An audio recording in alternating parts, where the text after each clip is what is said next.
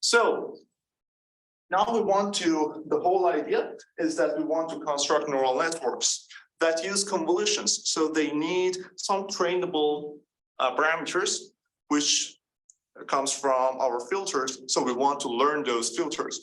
So we can write our convolution as in the matrix format. So you can take, instead of writing it as a Hadamard product, instead of writing it as an element-wise product, you can take that theta h, diagonalize that, and put it back basically here. So this second line is the matrix representation with theta h being a diagonal, learnable, trainable spectral matrix, right?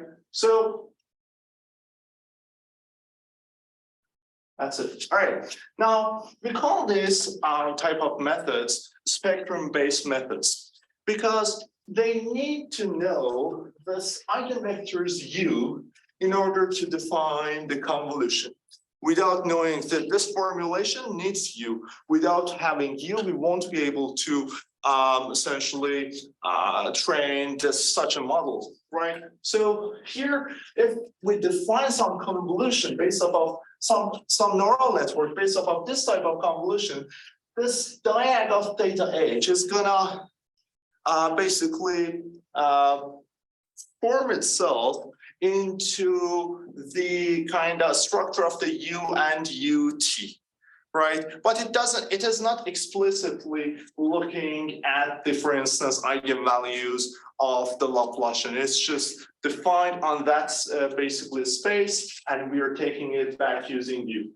So one example of such networks is called spectral convolutional neural network. So historically, this is one of the first graph neural networks that was presented. So the idea with that is that it is using such basically trainable layers as the convolutions that it look like. You can see here we have UK times diag of theta t and UTK times some embedding that basically we have for the input layer. And then by applying some essentially nonlinearity over here, we are constructing a layer of the neural network, graph neural network, and we plug this information H to the network, and it's returning you the embeddings at the next level. So two things here. First of all, in the previous equation, we said that our signal is a one-dimensional, right? So now that we have embedding H, which for each node we can have different dimensions of the embedding, what we need to do is to have multiple of these operations, right? So we're doing it, we are basically learning different theta parameters for basically matrices diag theta t for each pair of basically dimensions of the input layer and output layer. So let's say that I have a D dimensional input, I have a D prime dimensional output. So for each pair of ij, I belonging to D, J belonging to, so I between essentially 1 and D, J between 1 and D prime, I'm gonna have a matrix here, right? But this matrix is diagonal, right? So we are only learning the elements on the diagonal of this, right?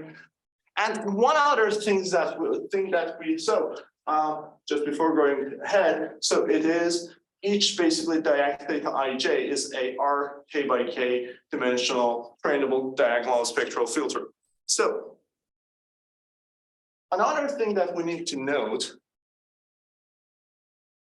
is that here we have UK. We don't use the whole basically eigenvector matrix. We are only using the k dominant eigenvectors. And the reason for that is that these eigenvectors correspond to the most informative part of our data. As we saw before in previous applications, and as we saw in the basically representation of our essentially eigenvectors on the graph itself in the previous lecture. The basically as we take more and more eigenvectors, the information on them are not that informative. So this is essentially helping us to limit the size of the learnable matrix that we have here from a V by V to a K by K, right? So there's some problems with spectrum based methods, including this. And the problem is that they are using the eigenvectors of the graph, so they're transductive. They can only be used for the transductive setting because they're fixed, they are learned based off of the particular U in the hand. So they can't be generalized to other basically graphs or some matrix that has evolved and so on and so forth. So because for instance, if we add another node to the graph, its eigenvector is going to change. So this learned matrix is not appropriate for that. Even the dimensions is not the dimension is going to work if we still take the K, but yeah. So another problem that these have is that they're not looking at the structure of the data. They are non-parametric, meaning that these parameters theta are free. I have K free parameters on the diagonal and they can be whatever, right? So they are not really local with respect to different nodes, right? So what will happen is that we want to have something that is looking at the structure as basically be local with respect to the nodes on the graph. And in order to do that, we can use some parameterization of these essentially matrix theta, right? So we can use some parameterization to define this matrix diagonal theta. And the parameterization that we're going to use is a polynomial parameterization. So we can write this filter, this spectral filter, in terms of some polynomial, right? And what it would look like is that instead of having diagonal theta, I'm going to have some essentially polynomial. I'm going to call it pk of lambda. And then this is just a sum of different powers of, for instance, one approach is to write it as a sum of different powers of the eigenvalue matrix, meaning that it's a diagonal matrix that has eigenvalues of the graph on its diagonal elements, right? So, and this K is showing me the order of this, what? Order of the polynomial, right? So if I say that it's so, that's why we have K here. So it's a K, basically order K polynomial that is approximating my essentially spectral filter. Now,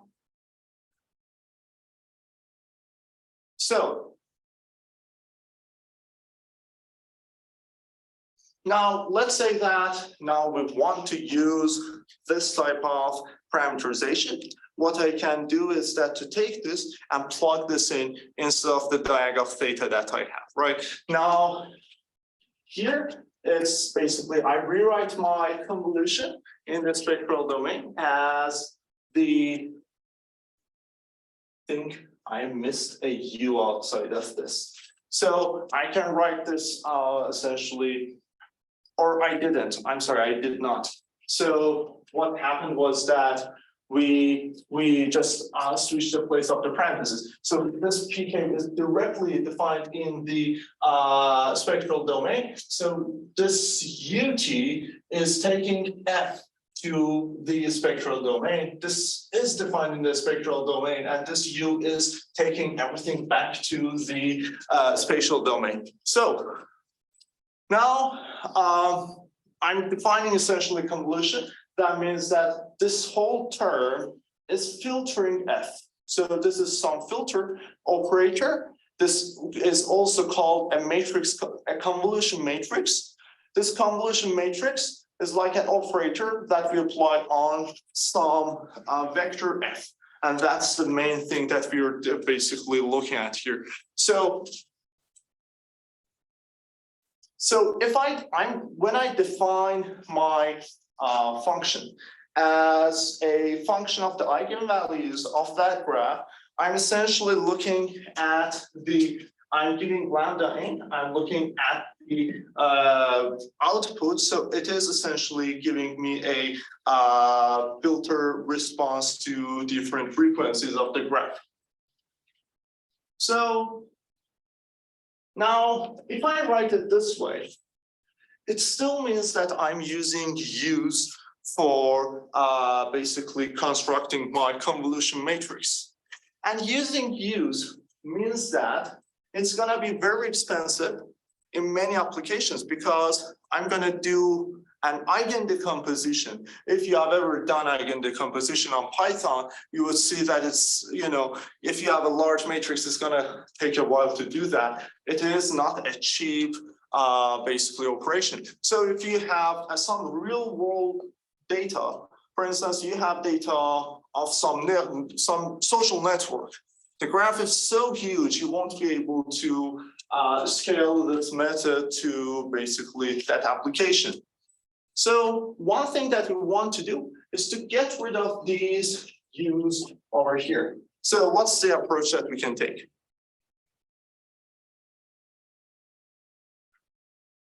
First order, second order. That's a good answer. But that's not what still not that.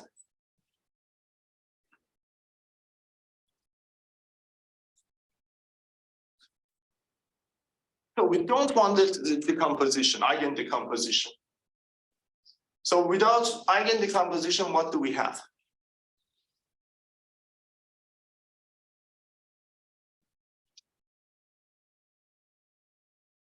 What's the matrix that we are finding its eigen decomposition? Right. So if I don't want the eigen decomposition, I should define my convolution matrix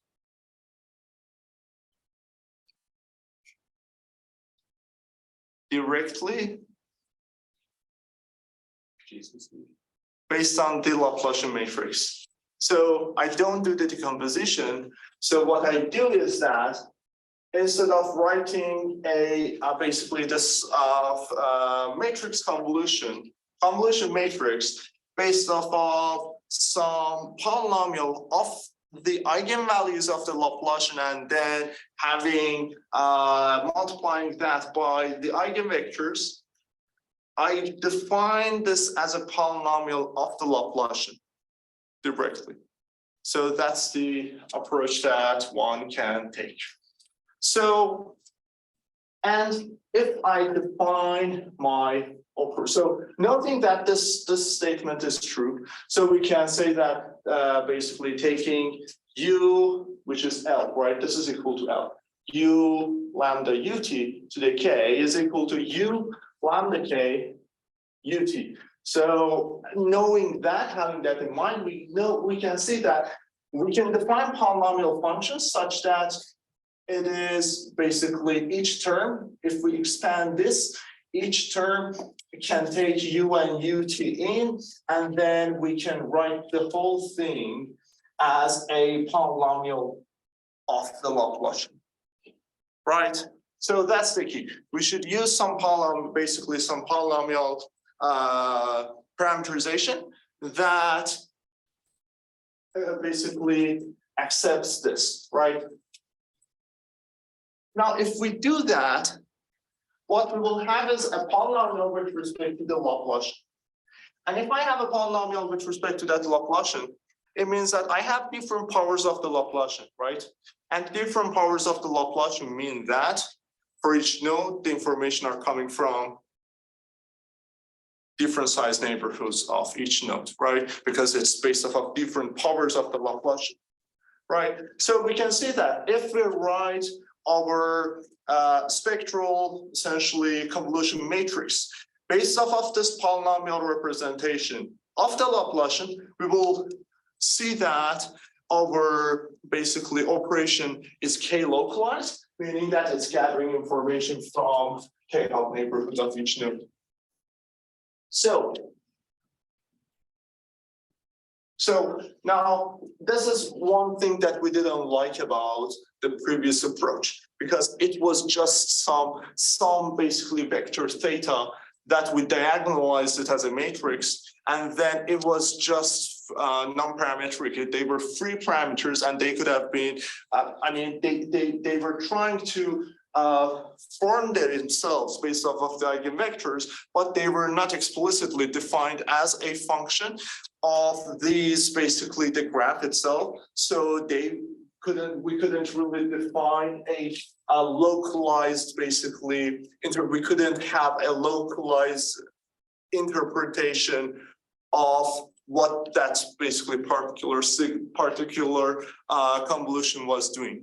But now with this definition, we can have that, right? I'm wondering how we can make those two orthogonal matrix out. Like how this map going to be like this. So let's say that I have my sum, just as an example, I have P of lambda equal to I plus lambda plus lambda squared plus lambda to the power 3 and so on and so forth, right? So if I multiply both sides of this, U P of lambda ut, right? This means I'm doing it for the whole thing, right? This whole thing, and then I will have a ut here, right? So this is like we have factored this out. So I can rewrite this as u I ut plus u lambda ut plus u lambda squared ut, so on and so forth, right? And then I can rewrite this as this whole thing, this the 0, this whole thing to the 1, plus this whole thing 2, right?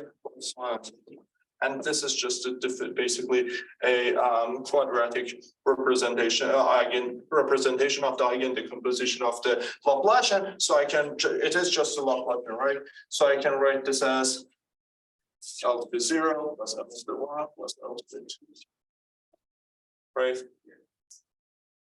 because of the first property. And because of that first property, exactly. Any other questions? All right, let's take our 5-minute break and we'll be back.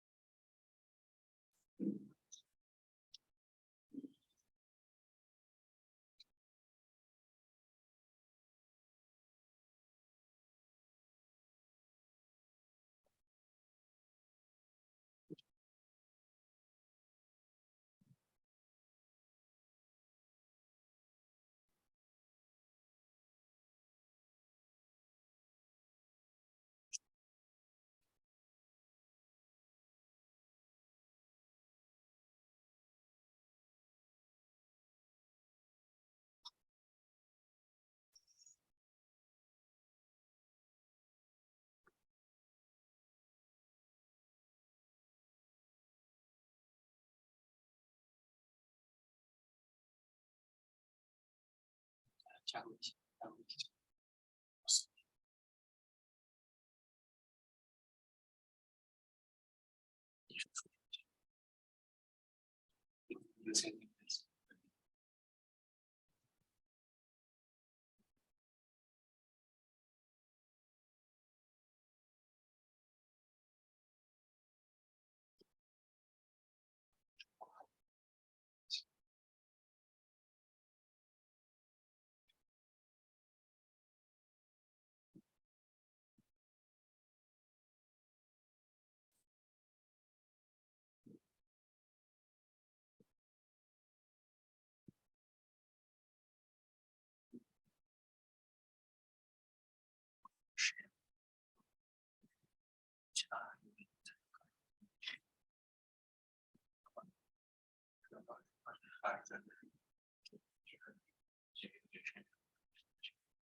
那个叫给系统，哦，是前系统。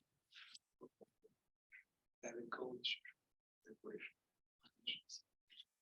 是它是 AME 的现在但是它也在 CVE，只是 CVE 是不是？你认真的就叫什么？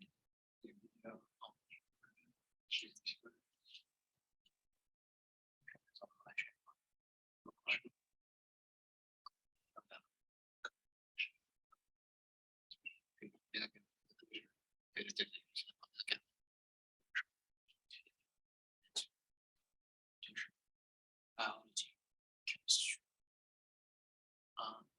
看关键就是你做实验的，在这儿方便是吧？然后那上次你们去哪聊，我就没去了。我一来一个。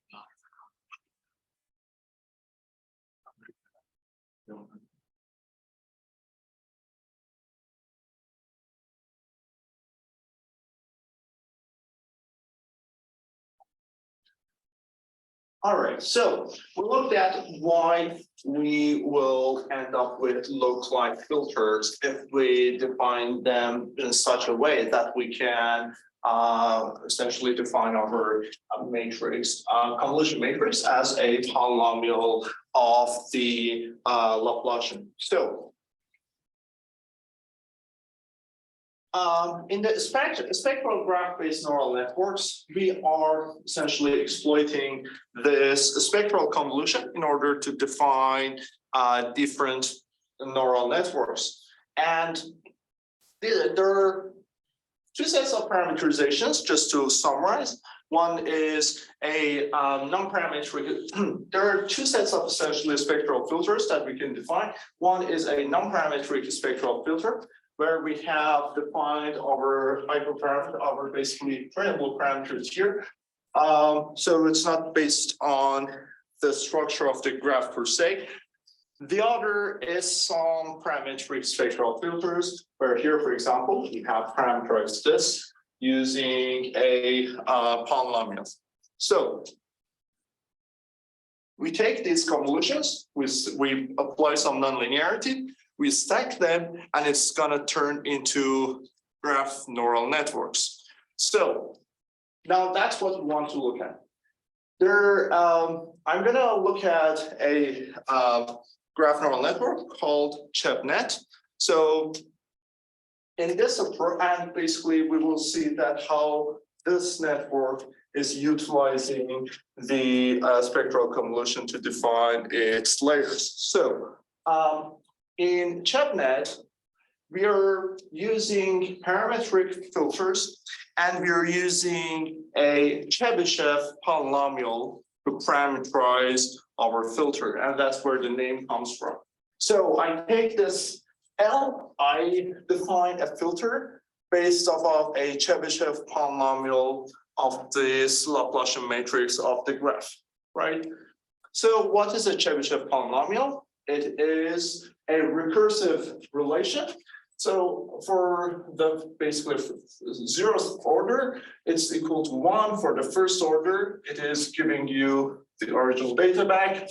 And then for order k, we can write it for order k, essentially Chebyshev polynomial is equal to 2 lambda tk minus 1 of lambda minus tk minus 2 lambda.